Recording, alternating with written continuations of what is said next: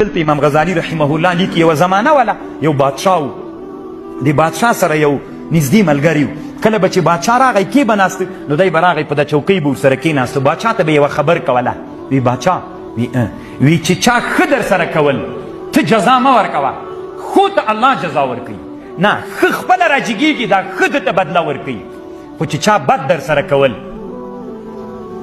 نه داسې رښتیا ورته ویلې چې کله به راغی بادشاه ته به کېناسته بادشاه ته به یې ویلې بادشاه وی چې چا ښه در سره کول ته جزا ورکوه چې چا بد در سره کول دا بد راجګېږي ده ته خپله جزا ورکوي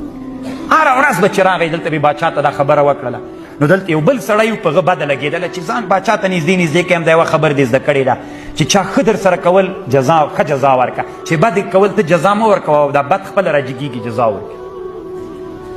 نو کرا کرا بادشاه دې سړي ته ډېره داسې نږدې سترګه باندې ورته کتل الله عز وجل داسې وخت راوسته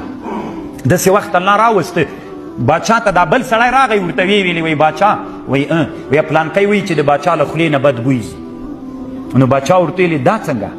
زه څنګه ومنم چې ته وایې چې ما ښیل چې د له خولې نه بد بوی ځي وی که نه منې دا وارې چې درته راغی ته به یې وګورې وی زه صحیح دی بېچارګی خو سړی خبر نه ده دا محسود خبر نه ده ته اوس ورته ګوره چې الله عز وجل دې د خبره رښتیا کوي چا چې ښه در سره کول ښه ورسره